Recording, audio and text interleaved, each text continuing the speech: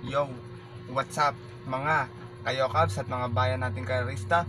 Welcome back to my channel. At bago po tayo mag-start sa video na to make sure po na naka-like na po tayo at naka-subscribe at na-hit na po natin ang notification bell para po updated tayo sa mga susunod ko pang upload na video. At ngayon po ay magbibigay po ako ng silip at giya ngayong araw ng linggo, July 25, 2021 sa San Lazaro Leisure Park, at meron tayong stakes race. First leg Triple Crown, Hopeful and 2-year-old local bred stakes race. Nakaabang-abang, maraming magagaling na kabayo na maglalaban-laban. Sana po ay makachamba tayo at hindi ko na papatagalin pa mga bayang karista.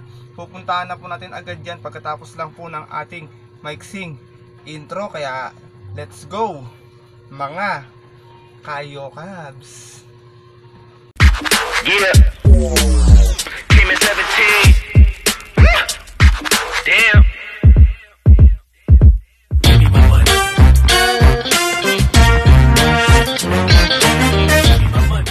At yun nga po, meron po tayong 16 races bukas. Start time alauna po ng tanghali. Meron tayong 4 na winner take all, 4 na pick 6, 4 na pick 5 at isang pick 4 event. Maganda yung lineup, talagang pinagandaan talaga ng SLLP yung lineup talaga. Mukhang tingin ko medyo may mga dihadong mananalo bukas, kaya sana po ay matapat sa atin yung mga dihado mga kayokabs. So simulan ko na po. Race number 1 po tayo. Start na ating first winner take all, race 1 hanggang race number 7. Isa po itong Pilracom rating base class 4, 16 to 21 split. Meron tayong 12 runners na maglalaban-laban dito mga kayokabs. Dito best long shot numero 12, Princess Bia. FS Parlorcha po ang rerenda. Medyo maganda yung pwesto niya, numero 12. Makatingin ko unang lundag to, makapagpahinga lang ng konti. Kung walang gugulo baka meta nila abutan to. Tsaka doble to dito San Lazaro, lalo na pag bad track. Second choice ko po numero 4, medyo nabitin nung nakaraan, Kudeta. Nasakay ni AM Bupete. Napaaga lang mangkuha nakaraan to, inabot ni Kenyo Gib. Kala ko to nananalo nung last race nun Kaya tingin ko kung may pwesto ng maaga to, hindi kagad aporain, baka makachamba na dito. Kama kong third choice, yung tingin kong mayayamado rito, numero 8, Amelia, CS Pare Porereta. Gamay na gamay ni CS Pare itong kabayo na to. May 1.30 to dito, siya may best time dito, kaya tingin ko siya talaga yamado. Isang diremating kabayo na pwede rin isabay sa unahan pag ginusto. Kaya tingin ko panaman na rin talaga dito to, tsaka talagang tingin ko may karapatan tong mayamado. First choice ko po ulit, best long shot numero 12, Princess Bia. Second choice numero 4, Kudeta.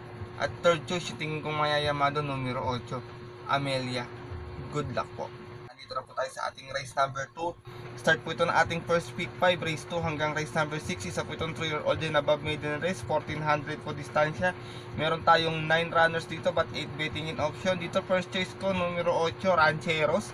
John Paul A. Guse rerenda, may 134 po itong prueba dun sa karera nila Sound Barrier nung nakaraan. Tumatakbo ng stakes race, kaya tingin ko lamang siya ng konti dito. Second choice ko yung dalawang numero 2, Super Former tsaka Modern Kong, nasakay ni AR Villegas tsaka JC Guse. Ito parehas itong galing ng Novato Run, may 126.6 sa Novato Run to si Super Former, samantalang ito naman po si Super Kong ay 127.8 sa 1300 po. Parehas po 1300 yung kanilang Novato Run. Kaya tingin ko ito magiging kalaban niya. Medyo maganda yung tinalang prueba.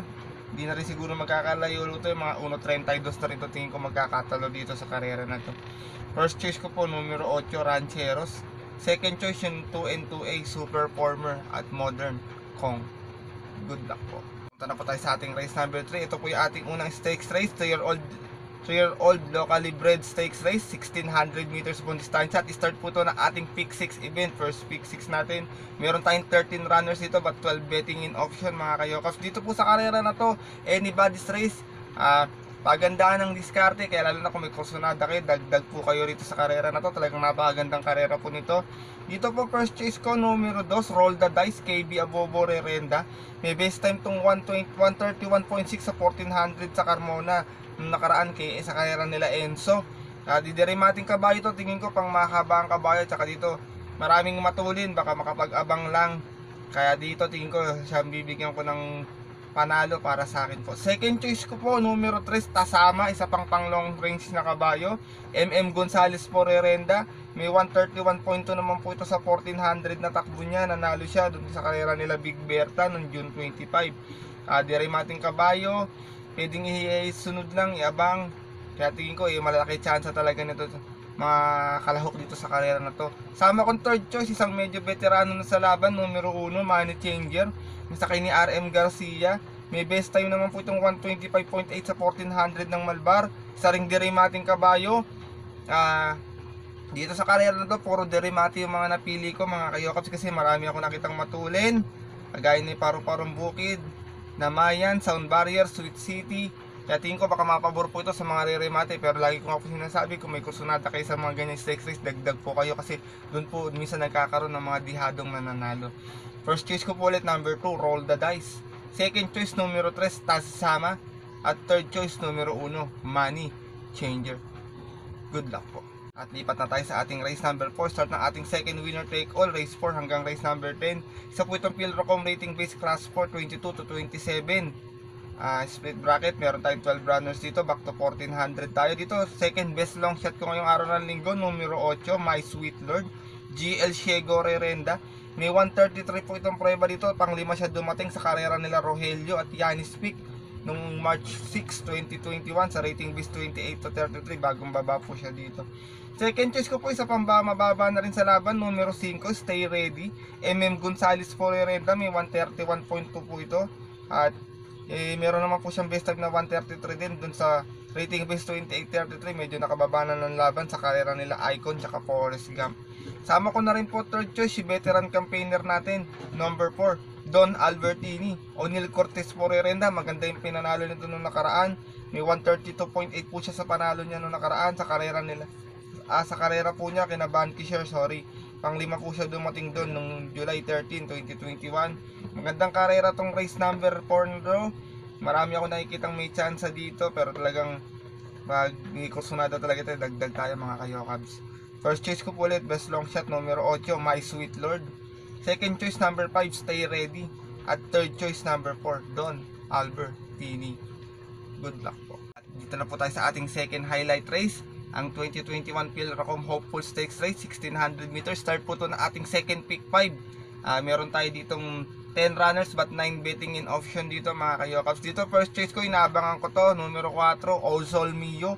Humaba ang karera, 1600. Tingin ko sakto na para sa kanya to. Laging nabibitin sa takbuhan, pero this time kakampihan ko siya. May 132.8 po to, segunda sa kanyang maiden race sa karera nila Togatog nung makaraang linggo po. Second choice ko po, numero 7, Moment of Truth. Nasakay ni John Paul A. Gusi, John Alvin Gusi po pala sasakay ng All Sol Mio. John Paul A. Gusi po, Moment of Truth. May best time po itong 126.2 sa 1400 ng Malbar sa special race. Tinalo po niya nun si War Cannon, halos ulo lang sila nagkatalo. Isa din tong matuling kabayo, pwedeng parimatihin. Kung sakaling kaya ng iuna, baka iuna na to dito. Matapang sa laban to, kaya tingin ko talagang hinihahanda ito sa karera na to. Sama kong third choice, yung magandang panalo nung nakaraan sa 1000 meter, numero 8, Bravo, nasakay ni JD King Flores. Medyo humaba pa yung karera lalo, tingin ko mapapabor sa kanya, Derimati kasi itong kabayo na to. Baka mag-abang lang ng pwesto to, kung saan ipepwesto ni King to, tingin ko pag nakakuha ng pwesto agad to, baka dire-diretso makaremati dito, kaya huwag kayong mawawala nitong numero 8 na to. Bravo, tingin ko may potential to, tsaka may galing tong kabayo na to. First choice ko po ulit, number 4, All Sol Mio. Second choice, number 7, Moment of Truth. At third choice, number 8, Bravo. Good luck po. At lipat na tayo sa ating race number 6. Start po ito na ating second pick 6. Isa po itong Pilrocom rating base class 5, division 5, lowest group. Dito first choice ko, mababa na sa laban to, numero 6, King Wash Rebuild. Yung sakay ni John Paul A. Gusi. May 134.6 po itong prueba, pampito siya dumating sa rating base 16 to 21 sa karera nila maaasahan nung March 6, 2021. Medyo magang na yung laban to, tingin ko mayayamado na to dito mga kayokabs eh. Second choice ko yung natimbang nakaraan, numero 4, isa pang mababa na rin sa laban, Boom Boom Tyler, nasakay ni Lester De Jesus. Tercera to dumating nakaraan sa karera nila Titanium, may 135.8 naman po ito. Pero tingin ko para sa akin nakakalamang yung 6, baka pwede kong solohin to kung magtitipid ako ng kapital mga kayokabs. First choice ko po ulit, number 6, King Wash Rebuild. Second choice, numero 4, Boom Boom Tyler. Good luck po. At Nandito na po tayo sa ating highlight race ngayong araw ng linggo. Ang first leg ng ating Triple Crown Stakes Race, 1600 po ang distansya. For the benefit, beneficiary ayuda sa atleta ng ating karera. Meron tayo ditong 12 runners but 11 betting in option. Anybody's race mga kayokabs, lahat to makagaling. Talagang kanya-kanyang kampiyan ng mga bayang karerista natin dito sa karera na to. At dito po, ang aking first choice, numero 9, War Cannon. Sa kay KB Abobo. May 142 po ito sa kanyang barrier run noong nakaraan. Noong July 4, 2021, tinalo niya po doon si King Tiger. Mainam na kabayo ito, tingin ko tagong-tago ang preba. Baka dito ipakita na niya talaga yung totoong takbo niya. At kung natatandaan niya po, minsan na niya muntik talunin si Nuclear Bomb noong nakaraang takbuhan sa Malbar. Second choice ko po, numero 11, isa pang matapang sa laban, Kevlar, JTZ po rerenda. May 143 po itong preba sa kanyang barrier run dito sa 1600 nung July 9, 2021. Doon po sa karera ni Nuclear Bomb, naglaban sila ni Nuclear Bomb nung single fight sila. Isa pang di abang na kabayo to, di remating kabayo talaga to si Kevlar. Noong unang takbo nito, bugaw umaalis to pero napakalakas sa remating. Kaya tingin ko malaki chance niyang manalo dito sa karera na to. Third choice ko itong numero 2 na tingin ko ang mabigat na kalaban nila, no, Kaparkan Pulse. JC Gusi po rerenda ngayon. Last time nanalo to JB Bakay, ngayon JC Gusi pinarenda. Talagang pinatibay sa inete. Talagang tingin ko malalaban ang pera natin sa kabayo na to. Tingin ko itong susunod sa yapak ni Pangalusian Island, itong si Kaparkan Pulse. Kaya dito po sa karera na to, napakagandang karera. Kung may kusunada kayo mga kayokops, dagdag po tayo rito dahil talagang anybody's race to. Walang nakakalamang, walang nakakasiguro. Kaya talagang kung sino yung itatapat ng nasa taas para sa kanila, yun po ang mananalo. Kaya good luck po dito sa lahat ng participants ng ating first leg ng Triple Crown. Ulitin ko po ulit. First choice ko, numero 9, War Cannon. Second choice, numero 11, Kevlar. At third choice, numero 2, Kaparkan Pulse. Good luck po. Nandito na po tayo sa ating race number 8. Start na itong ating third Pick 5 event. Isa po itong Philracom rating base class for 16 to 21 splits. Sorry po, yung race number 7 po natin yung start ng ating third winner take out. Sorry, hindi ko po nabanggit kanina. Meron po tayo ditong 12 runners but 11 betting in option. Dito first choice ko, medyo napaaga lang ng kuha nakaraan. Numero 1, Smart Julian, KB Abobo po ang rerenda. May 132.2 na po ito. Tarsera to dumating nakaraan, kina Glass Designer na nandito rin sa karera na yon. At tingin ko, napaaga lang talaga ng kuha to. Pero this time, tingin ko, baka mag-abang na lang to dito. Second choice ko po to, mababa na sa laban, numero 4, Habulin. MM Gonzales po rerenda, may 131.8 po itong preba dito. At yung pinaitala niya, noong June 26, segunda siya kay Bukas Grande Island. Medyo malakas yung konti nilabanan niya dun sa karera na yon. Tama kong third choice yung galing sa panalo, numero 7, Great Year. May 131.6 din po ito, segunda sa rating base 22-27. Doon po sa karera nila San Rafael noong February 13, 2021. Magandang karera tong race number 8. Tingin ko may mga ibang nakatago pa prueba rito. Tingin ko may ibang mga pwedeng maka long shot. Kaya kung may mga kursunada lagi, po sinasabi ko dagdag tayo. First choice ko po ulit number 1, Smart Julian. Second choice number 4, Habulin. At third choice number 7, Great Year. Good luck po. Dito na po tayo sa ating race number 9. Start po ito ng ating third pick 6 event. Isa po itong Philracom rating base class 5, 11 to 15 split bracket. Meron tayong 12 runners. Tingin ko single fight between Abalicious at Misaka. Pero first choice ko Abalicious. Ang ganda ng panalo ni Abalicious yung nakaraan. Renz M. Obaldo pa rin po ang rerenda. May 132.6 po ito nakaraan sa rating base 11 to 15. Tinalo sila Navy Cat. Second choice ko yung galing din sa panalo dito na nakaraan sa San Lazaro, numero 1, Misaka. Cubs M. Cabalejo, cambio hiniti pa. F8 Watson ngayon, Cubs M. Cabalejo. Meron po itong 134.2. Nanalo din po siya sa rating base 16 to 21. Medyo mababa ng konti to, 16-21 po yun. Ngayon po 11 to 15 lang. Kaya tingin ko siya ang yamado dito sa karera na to. Tinalo po niya nun sila Golden Hawk tsaka Indelible Quaker. Dito po sa race number 9, single fight para sa akin. First choice ko po ulit number 9, Abalicious. At second choice, number 1, Misaka. Good luck po.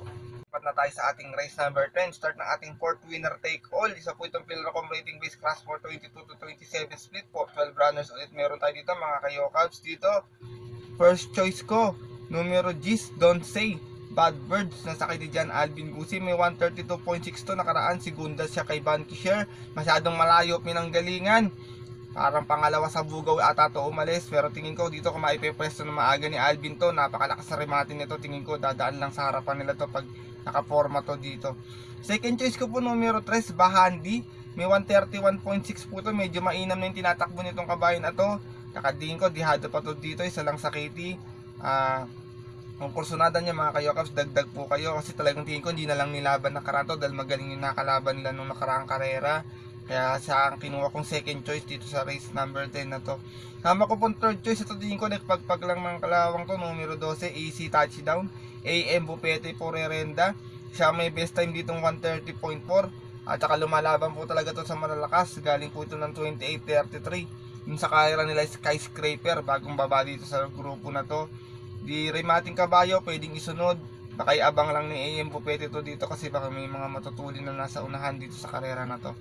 First choice ko po ulit, number 10, Don't Say Bad Words. Second choice, number 3, Bahandi. At third choice, numero 12, Easy Touchdown. Good luck po. Nandito na po tayo sa loob ng ating programa. Start ng ating 4th pick 6. Isa po itong Pilracom rating base, class 4, 34 to 39. Another 12 runners, 1400 ulit ang distansya. Meron tayo dito ng 12 runners na maglalaban-laban. First choice ko, numero 8, Reliable din. Ang sa akin ni John Paul A. Guse.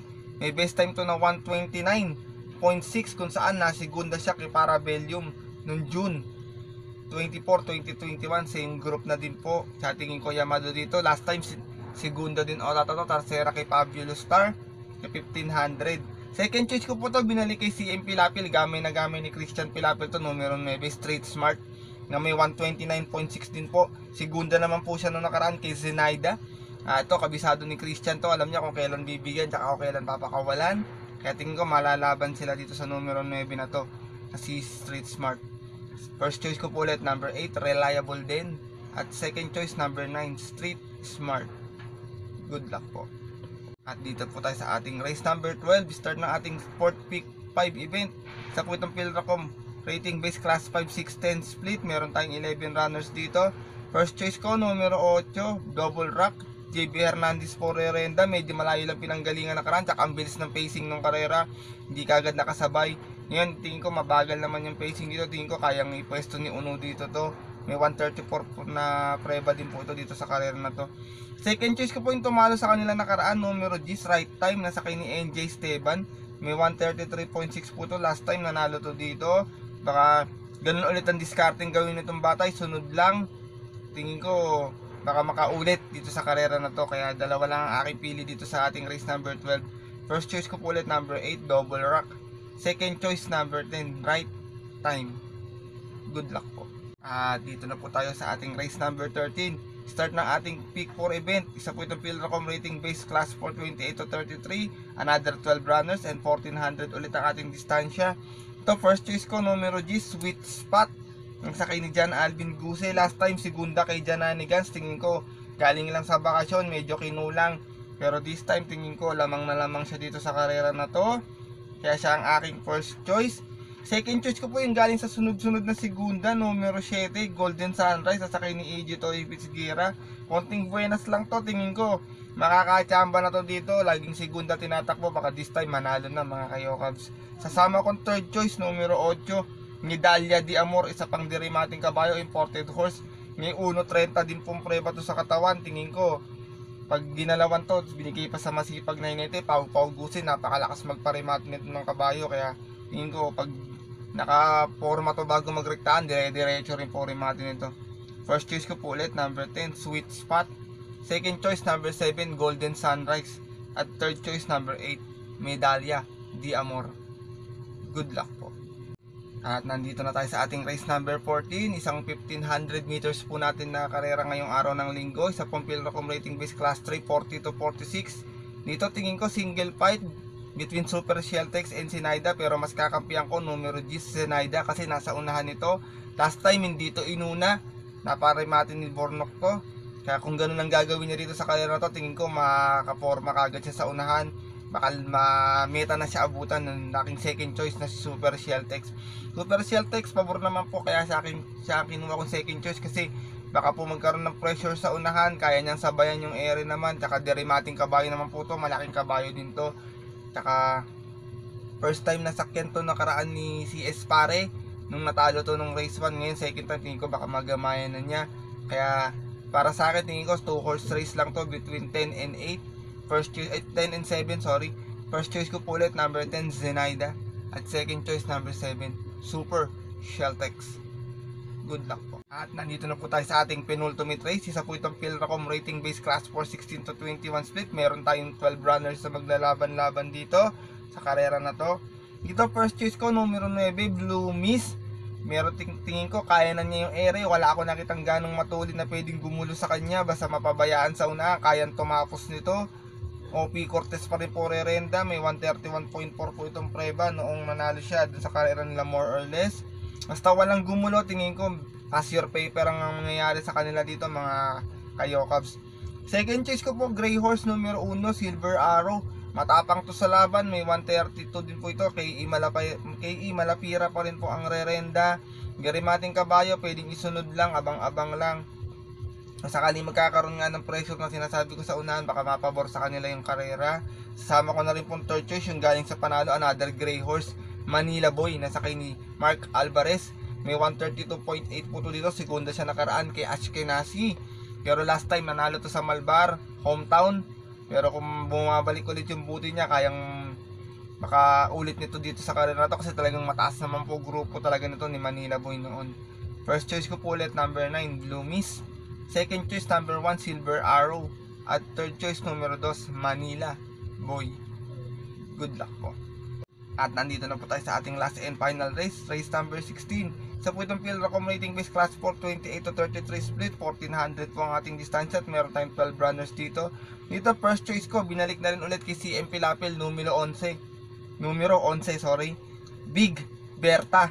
May 129.4 po itong preba, napaka-impresibo ng ginawa niya no, kay CM Pilapil. Nung tinalo niya si Fiesta Cubano tsaka Shanghai Silk. Last time, Tabs M Cabalejo, medyo hindi lang nagamayan. Nung natalo to kay, hindi ko matandaan kung sino tumalo sa kanya, pero checking ko, kay Come From Behind, sorry. Kaya yun ko binalik kay Christian, gamay na gamay Christian Pilapil to. Second choice ko, numero 2, Pulang Lupa, nasakay ni CS Pare. May 130.6 po ito, nasa Tarsera siya dumating sa rating base 28 to 33 sa karera nila Star Is Born. Medyo malakas yung nilabanan niya noon last time, galing sa pahinga, kaya hindi natimbang. Pero tingin ko pangalawang takbo, baka ngayon mailaban na, kaya nakaporma na ulit. Sasama kong third choice, ito mababa na talaga sa laban, sobra, numero 9, Royal Signal. CP Boji Henson ng sasakay, nipreba itong 130.6 at yung po ay naitalaan niya noong June 10, 2021 sa karera nila Sheikh Chariot, October 14. Medyo may kalakasan, 34-39 po yung grupo na yun, nakababa na siya ng isang grupo sa karera na to. Paratingan ito, kung may mga kursunada kayong kabayo, mga Kayokabs, dagdag tayo. Kaya first choice ko po ulit, ulitin ko, number 11, Big Berta. Second choice, number 2, Pulang Lupa. At third choice, number 9, Royal Signal. Good luck po. At yun nga po, sana po matapat yung ating mga silip at giya ngayong araw ng linggo. Medyo may kahirapan yung karera dahil ang kapal ng lineup natin. Sana po makatama tayo at makachamba. Good luck po sa ating pananaya, lalo na po sa mga participants na ating mga stakes race. Good luck po. Sino kayang makaka first leg ng Triple Crown? Hopeful at 3-year-old local breed natin. Kaya po abang-abang. Napakaganda ng lineup. Talagang anybody's race, ika nga. Sa kanila, hindi po kagaya ng mga panahon nun nila Hagdam Bato na nakaka-sweep nila General Calendar. Pero this time, tingin ko iba-ibang mananalo sa first leg ng Triple Crown hanggang third. Tingin ko malang makakadalawa para sa akin. Para sa akin lang naman, na sariling opinion ko lang po yun, at sariling pananaw ko. Kasi talagang may mga kabayo dyan na habang humahaba karera magaling. Meron naman po na kahit di bandera, basta mahaba karera nakakatapos. Kaya lagi ko nga pong sinasabi na kapag may kursunada kayong kabayo, tayan po mga Kayokabs, at wag po nating uugaliing magbura sa ating mga rota. Ito pong binibigay kong silip at giya, konting race analysis, sarili kong pag-aaral, sariling kuro-kuro. Pero pagdating pa rin po sa tayaan mga Kayokabs, kayo pa din po syempre ang masusunod at gabay lang po ito lamang. Pasensya na kung medyo wala muna akong shoutout ngayon. Babawi na lang po ako sa susunod na karera natin. Okay, sa susunod na araw, babawi po ako sa inyong lahat. Nagpapasalamat po ulit ako sa lahat ng makasuporta lagi sa aking YouTube channel. Lahat na nakatutok at nanonood. Baka this week po mag-announce po ako para po sa ating mini raffle ng load. Para po sa lahat ng ating masugid na suki na manonood. Maraming salamat po. Happy Sunday po sa inyong lahat mga kayokab. Sana magsitama tayo. At sana huminto na yung ulan para po naging maayos na rin po yung weather condition natin. Medyo nag-uulan kagaya nga po kaninang madaling araw, lumindol po.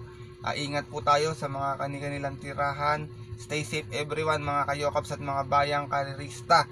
At yun nga po, hanggang dito na lang po ulit. Ito po yung lingkod, Master Lekim, na nagsasabing ang karera tapat-tapat lang, minsan swerte, minsan malas. Pero pag binigay ng nasa itaas, kagaya ng tumama ng winner take all nung Friday, para talaga sa kanya yun mga kayokabs, kasi bigay yun ng nasa itaas. Huwag po natin kalimutan magpasalamat sa kanya at tumulong sa ating kapwa kahit sa simpleng pamamaraan lamang. Yun lang po. God bless po. Good luck po. Stay safe everyone. Maraming salamat po sa pagtutok sa YouTube channel ko at sa iba pang mga YouTube tipsters natin. Maraming salamat po sa inyong pagsuporta sa aming lahat. At hanggang sa susunod na lang po ulit mga kayokabs at mga bayan nating karerista at ang ating mga kayokabs.